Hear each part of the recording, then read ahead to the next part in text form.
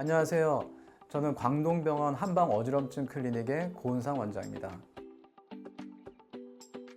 어지럼증은 청소년에게도 매우 흔하게 일어나는 질환입니다. 두통이나 어디가 아프다고 하면 어른들이 좀 깊은 주의를 기울이지만, 근데 아이들이 어지럽다고 하면 빈혈이거나 꾀병이거나 이렇게 좀 사사로운 증상으로 치부하는 경우가 많은데요.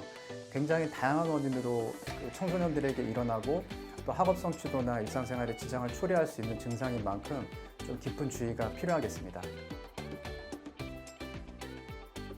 일단 청소년 어지럼증의 가장 큰 특징은 이게 질환으로 인한 어지럼증인 경우는 흔치 않아요.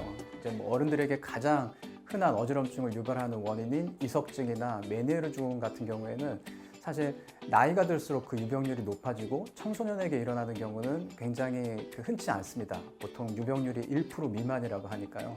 유병률이 1% 미만이라고 할 정도로 흔치 않은 케이스이긴 하지만 중이염 같은 만성적인 귀의 염증 혹은 외상에 의한 경우 또 코로나나 이런 감염에 의해서 생기는 드물지 않게 또 이석증이 발병이 될 수 있는 경우도 있습니다. 흔치 않은 경우이기는 하지만 이런 가능성도 염두에 두고 또 그 어지럼증을 대하는 것이 필요하겠습니다. 하지만 청소년이 어지럼증을 호소할 때는 굉장히 좀 다양하고 복합적인 요인이 관여할 수 있습니다.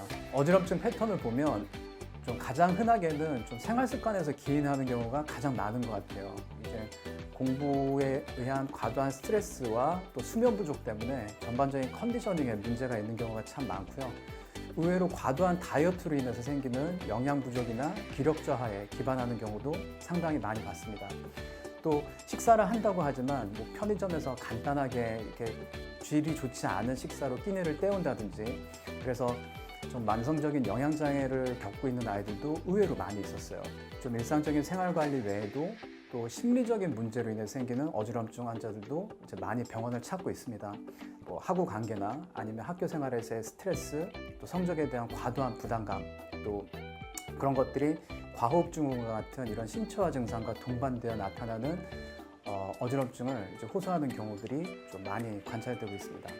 사실 병원을 찾을 정도로 심각한 아이들의 경우에는 심리적인 문제가 기반이 되는 아이들을 좀 많이 볼 수가 있었어요.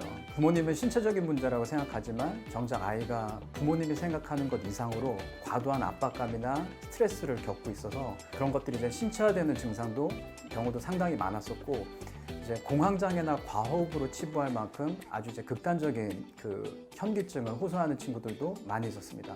그런 경우에는 갑자기 이제 호흡곤란과 함께 가슴이 두근거리고 머리가 멍하고 눈앞이 아찔해지고 캄캄해지고 손발이 저리고 갑자기 숨이 막히면서 죽을 듯한 그런 공포감을 느끼는 경우들도 있거든요. 이렇게 아주 극단적인 경우에는 이제 신경정신과 진료를 많이 받곤 하지만 그게 약간 경도의 증상으로 나타날 때는 아이 스스로가 그런 것들을 어지럼증이라고 생각해서 이제 어지럼증 진료를 찾는 경우가 있습니다. 하지만 실제로 신체화된 증상보다는 좀 심리적인 과도한 스트레스 반응인 경우도 많이 관찰할 수 있습니다. 청소년의 어지럼증이라고 하면 실제로 이 아이들이 어지럼증으로 인해서 굉장히 삶의 질이 떨어지고 학업에 대한 집중력도 떨어지고, 청소년들이 어지럼증을 이렇게 증상으로 표현하기에는 굉장히 애매한 경우가 많아요. 이제 성인들도 마찬가지인데 어지럽다고 표현하기보다는 매사에 뭔가 집중력이 떨어지고 학업의 성취도도 떨어지고 뭔가 말로 표현할 수 없는 불편한 형태로 겪는 경우도 상당히 많습니다. 그렇기 때문에 이제 주변에서 그런 이제 관찰들이 필요하고요.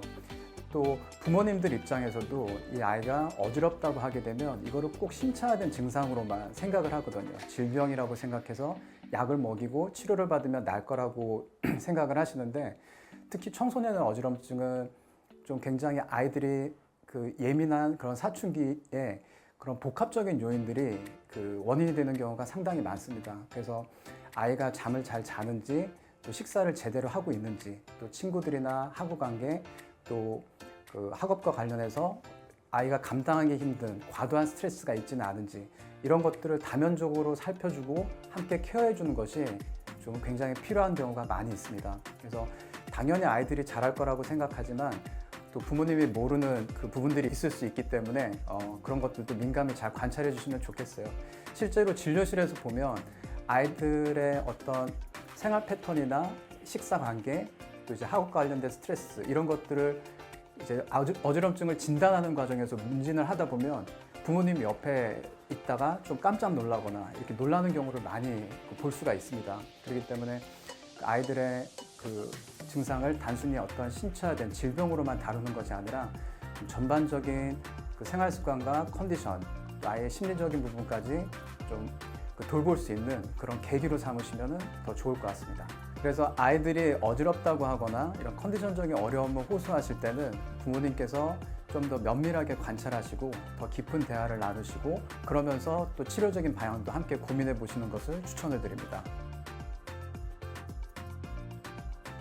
청소년이 어지럼증으로 병원을 방문한다면 일단은 1차적으로 그 어지럼증과 관련된 일반적인 진료를 하게 됩니다. 이제 뭐 안진 검사, 평형 검사, 그리고 여러 가지 신경학적인 검사들, 또 필요에 따라서는 만약에 적응증이 있다 그러면 영상학적인 검사까지 진행을 하게 됩니다. 그런 거를 통해서 일단 신경학적인 문제나 평행 감각에 문제가 있게 되면 이제 그거에 맞춰서 일반적인 어지럼증 진료를 하게 되고요.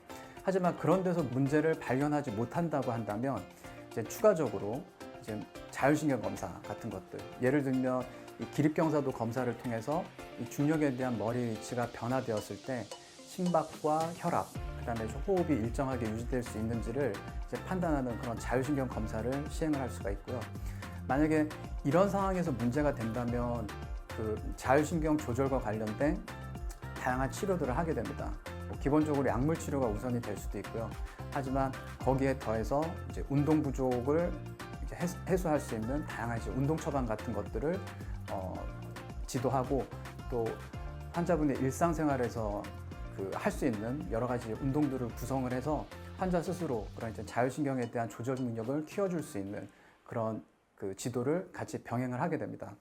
만약에 그 환자가 불규칙한 식사나 아니면 좋지 못한 다이어트 혹은 과도한 다이어트로 인해서 대사적이고 영양적인 문제가 있다 그런다면 그럴 때는 이제 식생활을 교정을 해주고요. 그 다음에 뭐 필요에 따라서는 약물이나 수액 치료 같은 것들 도움 될 수 있고 또 이제 기혈을 부하는 한약 같은 것들이 환자의 증상을 극적으로 개선시키는 그런 계기가 될 수도 있습니다. 그리고 만약에 이제 환자가 심리적으로 너무 문제가 있어서 심리적인 스트레스 때문에 원인이 된다 그러면 한방에서도 감정자유 기법이나 아니면 다양한 이제 한의학적인 방법론을 통해서 심리적인 스트레스가 신체화되는 것을 방지할 수 있는 이제 다양한 어떤 관리법이나 치료법들이 있거든요. 그런 것들을 병행하는 것과 함께 이제 부모님이 중심이 되어서 아이의 스트레스와 그 스트레스랑 관련된 환경들을 조절하는 다양한 이제 생활적인 관리들이 함께 병행이 되셔야 될 거예요. 특히 청소년 어지럼증은 어떤 신체화된 증상보다는 이런 심리적이거나 생활 환경에 의해서 생기는 경우가 많기 때문에 이런 관리가 충분히 좀 병행되어야지 좀 문제가 해결될 수 있는 경우가 많이 있습니다. 다른 모든 증상이 마찬가지지만 어지럼증 역시 우리 몸이 보내는 신호라고 할 수 있거든요. 하지만 그 신호 중에서도 굉장히 민감한 신호에 해당을 합니다. 바람이 불면 이렇게 굵은 가지보다는 나뭇잎이 먼저 흔들리는 것처럼 어지럼증과 평행 감각은 굉장히 그런 초기에 민감한 신호일 수 있거든요. 그렇기 때문에 아이가 또 그런 증상을 표현하기에 굉장히 모호할 수 있습니다. 그래서 부모님께서는 그런 아이가 그런 증상을 호소할 때 면밀히 잘 충분한 대화와 관찰을 통해서 또 아이의 상태를 파악하시고 함께 이제 문제를 해결해 나갈 수 있는 좀 그런 자세가 필요하다고 할 수 있겠습니다. 청소년의 어지럼증은 정말 신체화된 증상보다는 그 아이가 뭔가 문제가 있음을 시사하는 그 사인일 수 있기 때문에 좀 그런 관점에서 좀 더 주의를 기울이시고 어지럼증을 통해서 아이가 호소하는 또 근본적인 문제들을 이렇게 캐치하시고 해결해 나가시는 그런 계기로 삼으실 수 있으실 것 같습니다. 청소년 어지럼증 꾀병으로 치부하지 마시고 아이를 더 깊이 이해하고 배려할 수 있는 계기로 삼아주시면 좋을 것 같습니다.